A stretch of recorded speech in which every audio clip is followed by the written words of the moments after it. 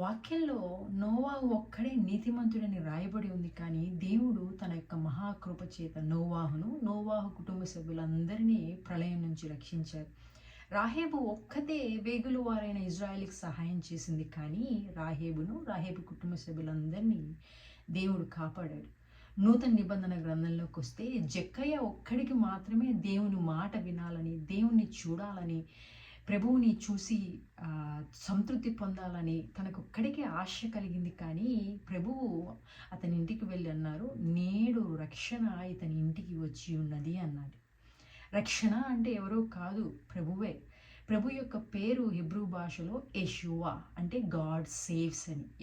ఎవరైతే ప్రభువా అని పిలుస్తున్నారో వాళ్ళు ఏం పిలుస్తున్నారంటే, దేవా నన్ను రక్షించు అని చెప్తున్నట్టు. అంటే ప్రభు నామంలో ప్రార్థన చేసిన వారందరూ రక్షించబడతారు అని. ఇక్కడ మీరు చూడండి, జైలరు విశ్వసించడం ద్వారా, చెరసాల నాయకుడు విశ్వసించడం ద్వారా ఏమని విశ్వసించాడో, భక్తిహీనుని నీతిమంతుడిగా ఎంచుతాడు. నా దేవుడు నాలో ఎటువంటి క్రియలు లేకపోయినా, నాలో ఎటువంటి పరిశుద్ధత లేకపోయినా, ప్రభు అయిన యేసుక్రీస్తు వారు నన్ను గురించి సిలువలో చేసిన ఆ కార్యమును బట్టి నన్ను నీతిమంతుడిగా ఎంచుతాడు అని విశ్వసించినందున జైలర్ రక్షించబడ్డాడు.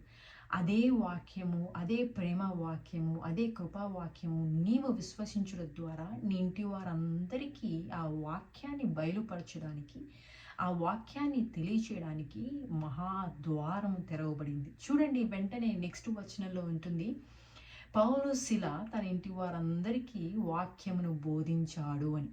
దాని వెంటనే ఉంటుంది, చెరసాల నాయకుడు అతని వింటి వారందరూ బాప్టిజం పొందుకున్నారు అని.